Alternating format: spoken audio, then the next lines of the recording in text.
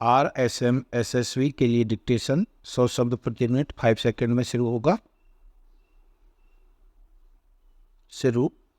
यह मेरा निश्चित मत है कि आज की अंग्रेजी शिक्षा ने शिक्षित भारतीयों को निर्बल और शक्तिहीन बना दिया है।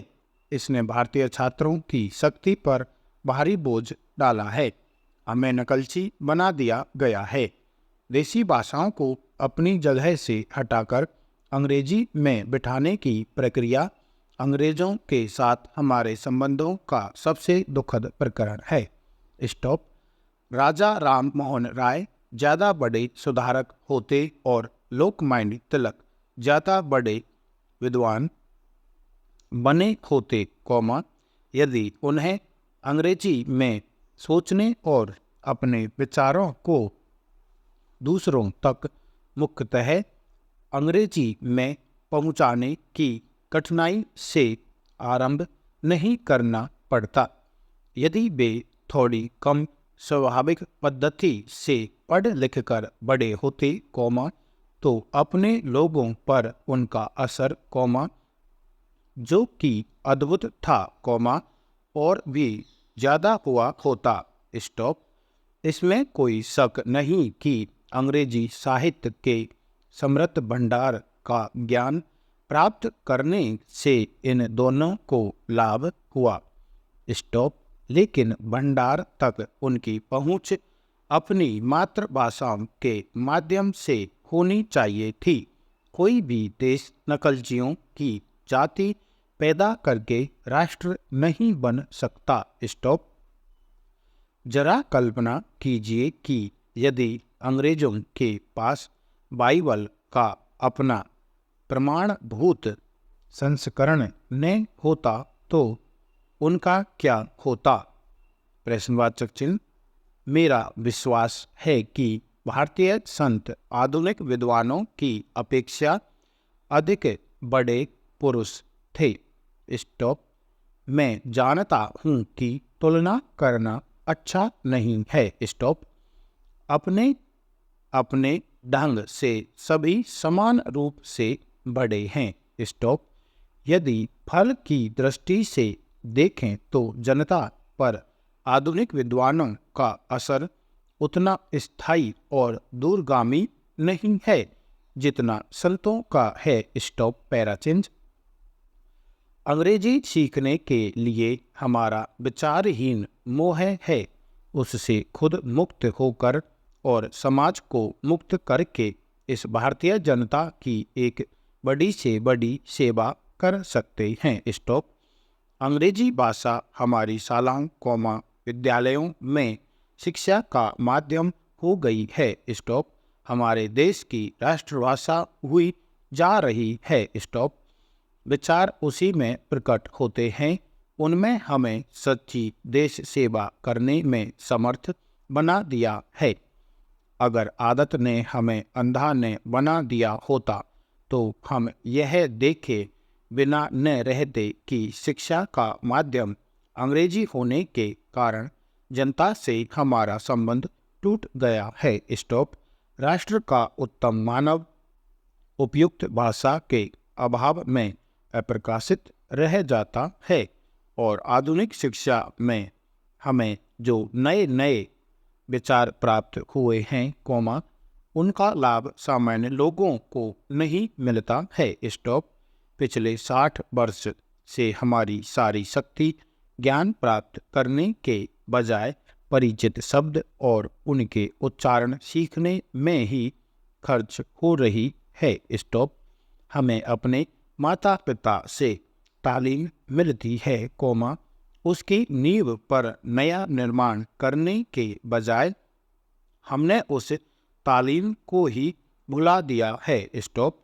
इतिहास में इस बात को कोई दूसरी मिसाल नहीं मिलती। यह हमारे राष्ट्र की एक अत्यंत दुखपूर्ण घटना है। स्टॉप। हमारी पहली और बड़ी से बड़ी समाज सेवा यह होगी कि हम अपनी क्षेत्रीय भाषाओं का उपयोग शुरू कर दें। स्टॉप। यदि हम अंग्रेजी को अंतर्राष्ट्रीय भाषा के रूप में अपना भी लेते हैं तो हमें यह सोचना चाहिए कि कितने प्रतिशत लोगों को अंतर्राष्ट्रीय भाषा की आवश्यकता होती है। स्टॉप पैराचेंज। किसानों की आर्थिक दशा को सुधारने के लिए यह आवश्यक है कि कृषि उत्पादन बढ़ाया जाए। स्टॉप। उत्पादन अधिक बढ़ जाने से मूल्यों के गिर जाने का भय रहता है। 1929 की विश्व मंदी का प्रभाव भारतीय किसानों पर भी बहुत गहरा पड़ा था, भारतीय किसान कर्जे के बोझ से बुरी तरह दब गया था। स्टॉप। मूल्य स्तर का गिर जाना उत्पादक के लिए एक भारी अभिशाप है, क्योंकि इससे उत्पादन बढ़ाने की प्रेरणा ही नष्ट हो जाती है। स्टॉप। और समस्त अर्थव्यवस्था का संतुलन बिगड़ जाता है। इसके विपरीत यदि कृषि पदार्थों का मूल्य बहुत ऊंचे स्तर पर पहुंच जाते हैं तो उपभोक्ताओं को कठिनाई अनुभव होने लगती है। स्टॉप। और देश में वेतन वृद्धि की मांग होने लगती है, दूसरी ओर कृषि पदार्थों के मूल्यों का प्रभाव बड़े उद्योग धंधों पर भी पड़ता है। यदि कपास का भाव बढ़ जाए तो कपड़े के मूल्य पर भी इसका प्रभाव पड़ेगा। कहने का तात्पर्य यह है कि देश में सामान्य मूल्य स्तर पर कृषि के मूल्यों का गहरा प्रभाव होता है। समाज के विभिन्न वर्गों के हितों में सामंजस्य बनाए रखने के लिए यह आवश्यक है कि कृषि पदार्थों के मूल्यों में स्थिरता बनी रहे। स्टॉप।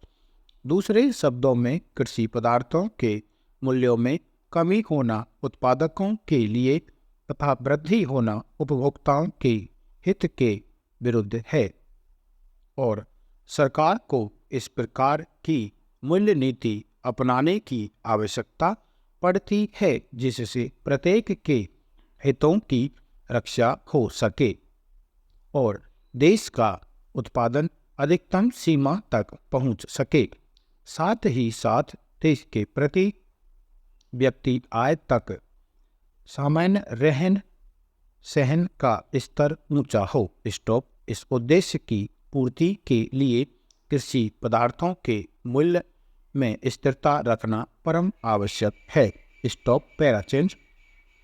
भारत में कृषि एक व्यापारिक व्यवसाय न होकर जीवन यापन का एक साधन है। स्टॉप।